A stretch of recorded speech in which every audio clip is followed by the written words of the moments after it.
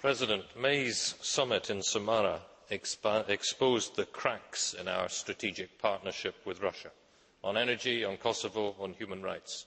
Those fissures have become fault lines which are now so deep and so wide that we are hard-pressed to say how meaningful partnership based on common values can be pursued. By Mr. Putin's own admission, and I quote him, Russia will not soon become, if it ever becomes, a country where liberal values have deep historical roots.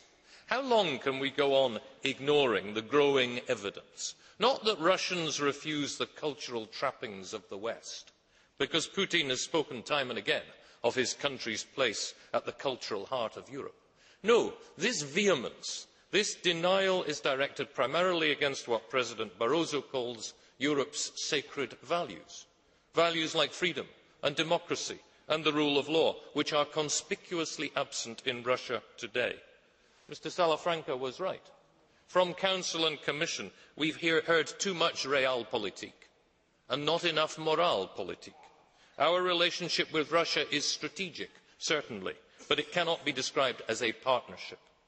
We need a pragmatic approach, cooperating where we can on issues of mutual concern, like border crossings, energy supply, joining the WTO, although yesterday's announcement on price controls on foodstuffs suggests a return to the economic policies of the past.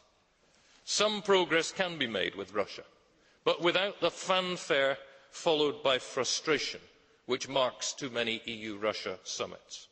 A bit more honesty is needed too, as Russia comes up to two major elections. If human cloning were better developed, President Putin would probably run both for President and Prime Minister, following the Kaczynski's example in Poland. Because the country which achieved, for a country which overturned oligarchy back in 1917, it is quite incredible that a new autocracy is gaining ground. And we should not cut down our criticisms for fear of endangering a partnership which exists but on paper. Only when an independent judiciary, freedom of expression and democracy exist as more than sound bites, and when journalists and opposition parties and NGOs can operate without fear of retribution, can Europe stand in solidarity with Russia.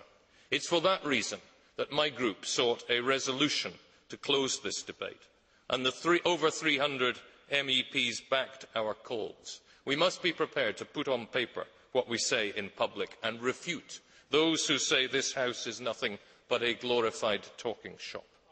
The Reform Treaty promises Parliament a real say on external action for the first time.